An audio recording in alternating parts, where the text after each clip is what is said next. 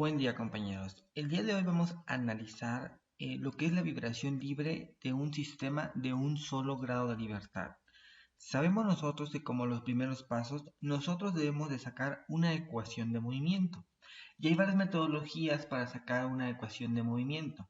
Esto va a depender del tipo de ejercicio y de la metodología que nosotros deseemos usar. Por ejemplo, la conservación de la energía, podemos, por ejemplo, utilizar la segunda ley de Newton, etc.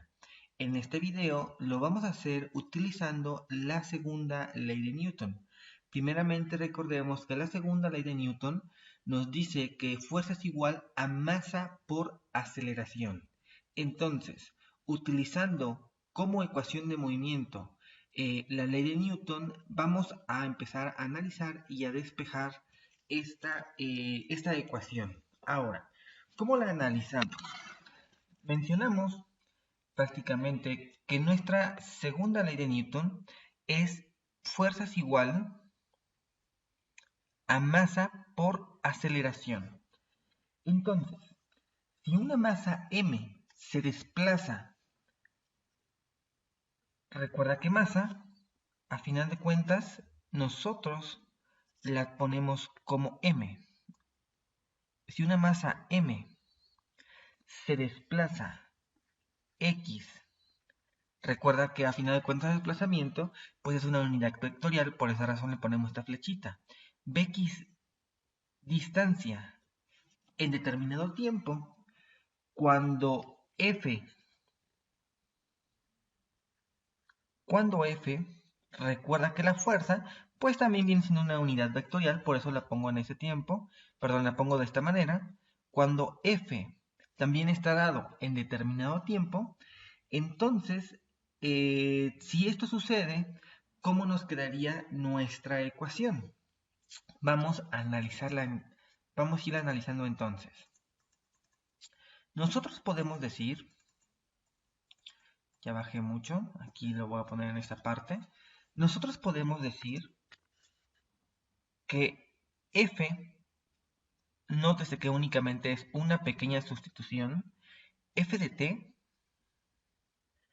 es igual a d en dt.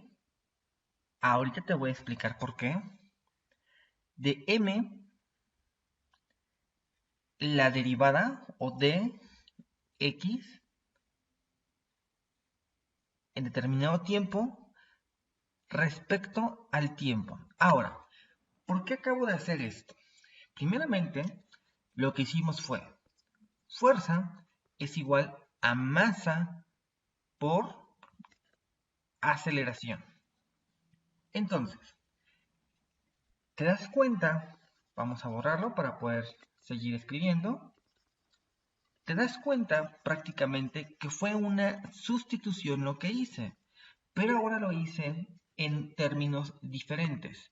Estos términos a nosotros nos van a ayudar para encontrar prácticamente nuestra ecuación de movimiento. Esta parte sigue siendo mi masa, sigue siendo la masa, pero estoy tomando en cuenta que esa masa es variable. Por esa razón está dentro de mi derivada. Y eso es lo que nos indican, pues prácticamente esos paréntesis, está dentro de mi derivada. Porque estoy diciendo que esa masa es variable. Entonces, puede variar en cualquier momento. Ahora, si tú lo notas, sabemos también, por regla matemática, que si tú derivas tu posición, tú vas a obtener lo que es x, bueno, le ponemos como x punto, o lo voy a poner simplemente como la derivada. Normalmente lo ponemos como x punto porque es la notación de Newton y al final de cuentas estamos hablando de las leyes de Newton. Pero si tú derivas x, que x es tu posición, vas a obtener prácticamente tu velocidad. Y si tú derivas nuevamente o sacas la segunda derivada, ahora lo que tú vas a obtener va a ser tu aceleración. Entonces, nótese que simplemente es un proceso. Aquí nosotros lo que hicimos fue, bueno, ya se me borró esta parte, que era de x. Nosotros lo que hicimos fue, primeramente, se derivó esta sección que es la primera derivada. Aquí estoy obteniendo yo la velocidad. Disculpen que escriba un poco feo, este no es el lápiz correcto el que debo de estar utilizando para esta aplicación, pero ahorita no cuento con el otro lápiz. Entonces, aquí estoy obteniendo yo la velocidad. Y posteriormente, cuando yo vuelvo a derivar, que es mi segunda derivada, estoy obteniendo yo con esto la aceleración. Y a final de cuentas, la ley de Newton nos dice, fuerza es igual a masa por aceleración. Entonces, llegamos exactamente a la misma situación. Ahora, si la masa, porque estamos hablando, arriba estamos hablando, de que la masa va a ser variable, la masa va a cambiar. Por esa razón mi masa queda dentro de una derivada. Recuerda que a final de cuentas el término o la función derivada lo que nos va haciendo es cuando nosotros lo veíamos en términos, por ejemplo, de gráficos, la derivada lo que va haciendo es una aproximación. Cuando nosotros decíamos que queríamos aproximar de un punto a otro, imagínense, aquí tengo un punto, aquí tengo otro punto, entonces poco a poco lo voy haciendo más pequeño. Y para yo poder hacer esa aproximación, lo que nosotros hacíamos era una derivada, para que a final de cuentas este punto P1 y este punto P2 fueran un solo punto y ahora tengamos una línea tangente, porque una línea tangente se define como que atraviesa en un solo punto a una función.